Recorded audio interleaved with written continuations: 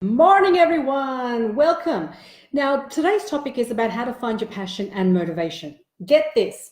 Gallup did a study and found that 85% this year, 85% of the global working population, so it doesn't mean it's an Australian problem, an American problem, a Canadian problem, of the global working population don't enjoy what they do. 85% of people that are working around the world don't enjoy what they do. So why is that? Why is that the case? Now, it can come down to the fact that people are just not doing what they enjoy and they're kind of just hanging out in a job, paying lousy bills because, well, that's what they feel they have to do. I'm not here to preach otherwise. I'm here to just show you, if you were wanting to find your passion, there are people who have done that. That's why I started a podcast called UnBox Your Gift, the Passion to Profession podcast, to showcase those people who have taken this idea, this passion, this feeling that they loved, and how they turned that into a profession. Many stories on the podcast. Go check that out. Primarily, I want to show and speak with you today about what it takes to find your passion, what it finds to take that thing that lights you up, what it takes not to be part of the statistic that is the 85% global population who kind of just are hanging out and just kind of getting by. So here's what you need to know. Your passion is made up of 3 criterion. Your passion is made up of 3 criterion. And they go as follows. Number 1, it's what you did as a kid. Number 2, it's what your aspirations are, because the whole point of a goal is where do you project yourself to be in the future. And then thirdly, it's what currently occupies your time, what's your hobbies, skills, and talents. So let me take it back to the first one. What you did as a kid is so vitally important because it reveals to you who you are when the conditions of the world weren't hanging on you, when you didn't have to justify what you were doing based on the fact that this is going to get me smarter, this is going to make me, give me higher marks, this is not going to make me earn money, this is not going to be for a title. What you did as a kid was something that occupied your time that you didn't have any care for in the world other than the fact that you enjoyed it. And there was a natural God-given gravitation towards that. And if you look at anyone that you admire around the world, anyone that you see in your eyes as a success, you will find that there is some relationship between what they're doing now and something that they recruited as a kid, a skill set, a trait, a activity that they did that they now picked up and have recruited it in their adulthood, and that's why they're happy. Because your childhood, if you have children, watch them. Watch what they're doing. Watch what they naturally gravitate towards. Watch what they're inclined towards. And it could be very different to what you're interested in, which is what's so hard for most parents because, well, they're not into this thing and I want them to be into this thing, but just give them the space to just be kids and see what they end up doing, because playing in the sandpit could mean something a whole lot different than what it meant for you, because we're all different. Now, what it means for you as an adult, okay, if you have kids or if you're a carer or a guardian, brilliant, you can just see what they gravitate. For yourself, it's now time to dig up, unearth that thing that you've buried so deep within you, which is your passion. And it revealed to you what it was when you were a kid. Now, you may not have had neon lights saying, this is your passion. Many people don't. In fact, I haven't heard of anyone having neon lights come out and say, this is your passion as a kid. But what you want to do is go back in time, a time when you were not influenced by worldly pulls, and ask yourself, what did I enjoy doing and why? What did I enjoy doing and why did I enjoy doing those activities? Because that will expose the truth of where your heart really responds to, where your heart really feels at ease with. Now, for me growing up, and just to give you some background, for me growing up, I loved, I didn't love speaking, but I just wanted to be able to express myself. And the best way I knew how was to speak. The best way I knew how was to grab a microphone and do it. That's what I used to do as a kid. Now, fast forward to when I went to school And a lot of the time growing up at school, you're not given a microphone to express yourself. In fact, if you're not giving the right answer, you are punished for expressing yourself, right? Whether it's in an exam, whether it's wasting time because you put your hand up and ask a question, the teacher's going, that's not a very good question. Can you see that? So at school, you're not rewarded for that. So I just thought, maybe this is not, I should not do this. I should focus on what the teacher wants me to focus on, because that's how I'm going to get a good mark, and that's how I'm going to know that I am being good at school and being successful. So all these external things were coming and pretty much giving me indications that what my passion wasn't something that was going to be rewarded in the world, in the adult world. So I better just mold myself to what was, which was the school curriculum, the maths, the English, the writing essays, all that kind of stuff that I had to put myself to like, which I never did really. I only did it, obviously, like most children that don't like it, because that's the way to get a good mark and obviously get a good degree and then get a good job. So why I'm sharing that story is that maybe you can find yourself in that. You can find yourself in that what you did as a kid, you enjoyed it, but back in school, back maybe at university, during your work, it wasn't rewarded because it wasn't something that you could, there wasn't anything to speak about or to work on, or it wasn't part of the school curriculum, or it wasn't part of the curriculum at university, or it wasn't something that was the in thing to do, and therefore you just kind of discarded it. But those little things that you and I did, they reveal who you are, what you gravitate towards. And it was only a matter of time, I think, really, that I would have started my own radio production. I would have only started my own podcast production. I would have started my own video production. It was only a matter of time before that happened for me. And that's the same thing for you. Once you can find that out. So go back, ask yourself what you did as a kid and why. That's going to reveal. If you take a look at anyone that's a success story that really you admire, you will find that. Like I said, that look at Oprah Winfrey. As a 3-year-old, she would get up in church and she would read from the Bible. And not just read from the Bible, she would memorize favorite parts of the Bible, and then she would recite it to the whole congregation at the church. Can you see now how that, as a skill set of a kid that she did, is now transferred to her adult life, and now she's known for that skill that she did as a church, and people were saying, oh, that's really cute in church. But now fast forward many years later, she's now making her living doing that thing that she loved to do as a child. Can you see that? Obviously, she's evolved from a talk show host and she's evolved from all of that, but that's where it starts. That's the seed of the passion. And that's how you evolve. As your passion evolves, so too does your passion. So that's the first thing. The second thing of finding your passion is, well, we all have aspirations. That's what goal setting is. What do you aspire to be like? What does your future look like?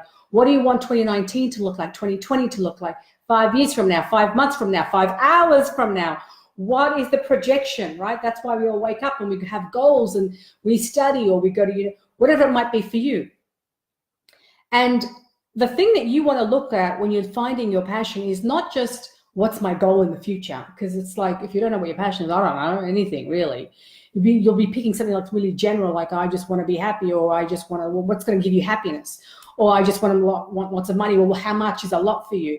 Or I just want to be an executive of what, in what industry? What kind of work do you want to? Can you see that? The more specificity you involve in your goal setting, the closer you'll get to attaining it. But when it comes to your passion, what you need to remember is that looking at your passion, what do you aspire to have a contribution like? So I'm not asking you, look out, where do you want to project yourself to be in 5 years, 10 years, 10 months from now? What do you aspire to have a contribution? In other words, what do you want to leave in the world that you haven't yet done? I actually did a whole video on that yesterday. So if you ever want to check that out, I won't repeat what I said from yesterday, but there was a whole video on what do you want to be remembered for that you haven't yet done and how that helps you. So that's really asking that question. What do you want to do in the world? What do you want to leave in the world that you haven't yet done? Because that's not just speaking to I want to be, it's I want to, what do I want to create? What do I want to leave? What is the legacy? That is contribution. Because what you become, a lawyer, a doctor, a politician, a talk show host, whatever you become, is for you, right? That's your title. You own that, or you have that.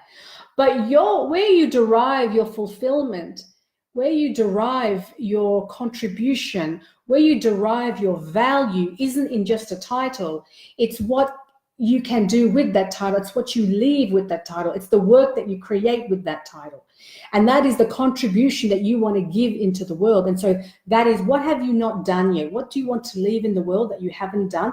And by asking that question, you're now projecting into the future. You're projecting without having some esoteric big fat goal that looks so scary, but I should have a big fat goal because that's how everyone does goal setting. What I'm asking you is find your passion in a specific way, and the way in which you're going to do that is to set it out into the future and say, what contribution do I want to have in the world? What do I want to leave? And I don't mean just cure or just eradicate world hunger. That's a great goal. Go for gold. Do that. But if that feels like too big, too daunting, what contribution do I want to leave in the world? I wanted to bring up happy kids. I want to be able to just create a community garden that neighbors can come and get their organic crops and produce from. That, from something like that to something of having happy babies, from eradicating world hunger, anywhere on that spectrum, right? Anywhere in that spectrum, what's your contribution? Because remember, you might want to be something, a podcaster, a vlogger, you might want to be a public speaker, whatever it is that you want to be, that's a title, and that's wonderful and that's beautiful. But fulfillment comes when you give the contribution. And so what do you want to leave in the world? So step one in finding your passion is, what did you do as a kid and why? The second step is to look at, well, what aspiration do I have in terms of what do I want to leave in the world? Who do I aspire to have a contribution like? And sometimes if you think, well, I don't know what I want to leave, just think of, who do you admire and why do you admire them? Who do you admire in the world? And why do you admire them? And it's usually because they've done something, they've moved you in some way. They have inspired you. What is inspiration? To breathe in. Inspiration is to breathe in. Expiration is to breathe out. So someone that you have admired has actually added to you. So what is that for you? How does that impact you? Is that something like you would want to do? I was coaching someone and they said to me, there's a lady in Cambodia who I think her organization is called Sunrise. I think it's called Sunrise. And she has started an orphanage there. And it's basically little kids in Cambodia who have been orphaned. She comes and educates them and helps them become, strong citizens of their society without having to go and beg on the streets or, maybe be trafficked on the roads. So she's created this orphanage. And one person I was coaching saying, I'd love to do something like that. I'd love to be able to create an orphanage or something where my help is direct to the people that I can help. And I said, well, so that's what you aspire.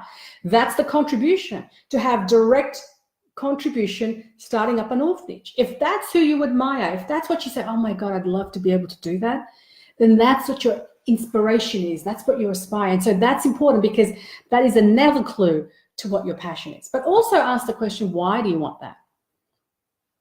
Why do you want to do that? Because asking the question why will reveal so much about where your head is. And if it's just because I want to be admired, write that down. Because if I start an orphanage and people are going to say, oh, wow, she's so wonderful, or he's so wonderful starting an orphanage, because I will get admiration. If you're why, be honest and write that down. There's nothing wrong with honesty, but getting it down on paper is the first step to figuring out what your passion is and where your God-given gift has to be deployed so that you can derive fulfillment and then you can give back with that passion. Okay. The third thing with finding your passion is, drum roll, what are you doing right now? Like when you're not watching me, like when you're not at work, like when you're not doing the things you have to do. Like, what are you doing? What are you spending your time on? What do you spend your time on? What are the hobbies, your skills, your talents that you do? And by the way, guys, I'm looking up here and down there because I've got two cameras. Where do you aspire to have a contribution like? Like, as part of me, where do you, we're going back the step, where do you spend your time when you're not on the job? And that's really important because if you're reading, what kind of books are you reading? If you're writing, what kind of things are you writing? If you are out and about, where are you out and about? If you are, what are you doing with your time that's not on a job? Because that's going to reveal to you where you spend your time to give you relaxation, to give you joy, to give you happiness, to give you excitement, that gives you energy. And then why do you spend your time there? And don't tell me something like, because I have to do X, Y, Z. What do you enjoy doing when you're not on the job? That's the question. What do you enjoy doing when you're not on the job, and why? You could do so many things. Why those specific activities? And that's going to give you insight into yourself once again. What is insight? Insight is seeing with your heart. What you see with your eye is sight. What you see with your heart is insight. So you're trying to go with these 3 questions, create insight into yourself. There's a nice heart. So once you do that, guys, you're going to see a pattern emerge. You're going to see a pattern as to what it is that really lights you up, energizes you, excites you. And that's what you're looking for. And you're going to know so much more about yourself, about how you are and why you are the way you are.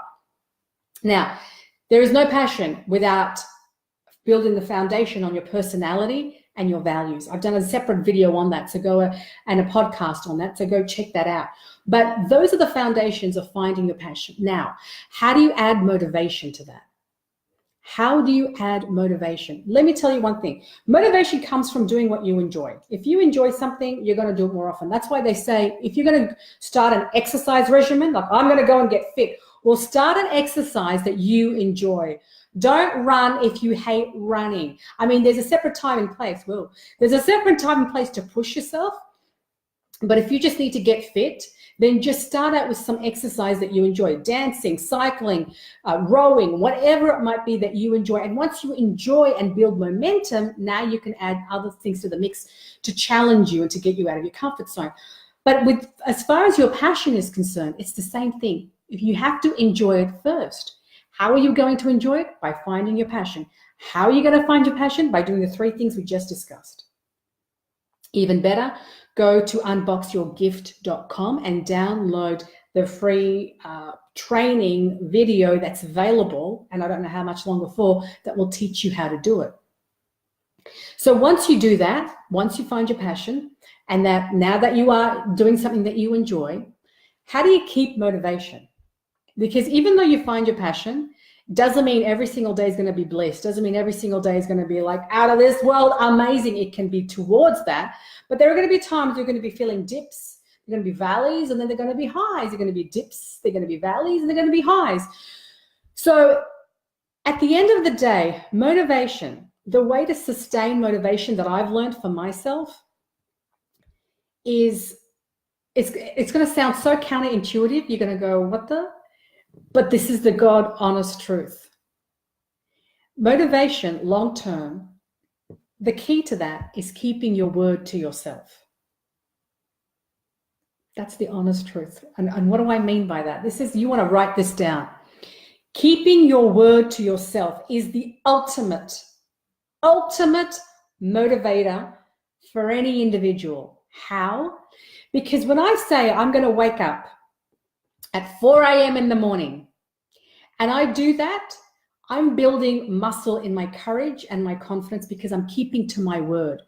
If I say I'm going to wake up at 4 a.m. every morning, because that's my commitment, and then I wake up at 4 a.m. first morning, 4:30 the next one, 5 o'clock the next day, 5:45 on day 4. Do you know what I mean? Like if my word is not kept and I kind of waver in my commitment to myself, then anytime I need to make a decision, anytime I need to find my passion, anytime I'm given an opportunity, I'm not going to be confident, I'm not going to be motivated because I haven't trained the muscle of motivation.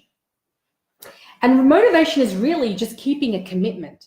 Because I'll tell you what, anyone that's trained really hard for anything, whether it's an athlete, whether it's in business, whether it's in a career, whether it's in corporate, whatever it is, they have trained themselves to be motivated by keeping their word to themselves. Because if I say I'm going to do it, I'm going to do it. See, the problem is that when we get an opportunity to do something, we're like, I don't know if I can do this. And the reason why we think, I don't know if I can do this is because, well, I have a history of not keeping my word to myself.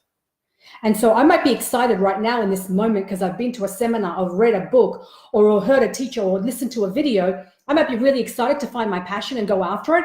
But then tomorrow's going to hit, and then the traffic's going to hit, and then I've got to run some errands, and then life is going to get in the way, and then I just don't know. Was I just like in a fuzzy haze thinking I could do this passion thing? Was I just like not in my own head? Is that for people who are weird and strange to find your passion? Like, you're going to start questioning yourself. Why? Because it's a habit. And then the muscle of you wanting to find your passion, that drive, that motivation, that ambition is going to be overcome by your own doubts, because your own courage or confidence and keeping your word to yourself is very flimsy. And because it's flimsy, any other opportunity that's new, that's different, that's unknown, is going to make you think twice about, should I do this or not? It's going to make you think twice because you have a history. And the way to overcome that is to decide for yourself right now, and maybe start small, but start by keeping your word to yourself. If you say you're going to be at 4 o'clock and meeting a friend, then be there at 3:55 so you can keep to your word. If you say you're going to do X, Y, Z, keep to your word. Don't you ever say anything without knowing that you can keep to it, because that's how you're building your muscle. That's how you sustain motivation long term, even when you don't feel like it. Because there will be days when you won't want to go for your passion. There will be days when you don't want to exercise. There will be days when you don't want to be the better person and not have an argument, right? There will be days, right? But the only way where you can outdo those feelings, that's going to overwhelm you, is to keep to your word. If you keep to your word, you can keep motivation for as long as you want. And now you're not dependent upon a book. You're not dependent upon a person. You're not dependent upon a video. You are not a servant of someone's words or someone's persuasive speech to get you all motivated. You have that on demand because you've built it in yourself. And how powerful would you be if you had that skill set built in, because you worked at making sure the muscle of motivation is being built over and over and over again, simply because you keep your word to yourself. Now, isn't that hot? Isn't that just a hot skill to have? Because now you just rely on the fact that if I say I'm going to do this, that I'm going to damn well do everything I can, put all my resources, energy, every fiber of my being into this to make sure I make that happen. Even though it's something maybe is something as insignificant as waking up at 4 a.m. in the morning.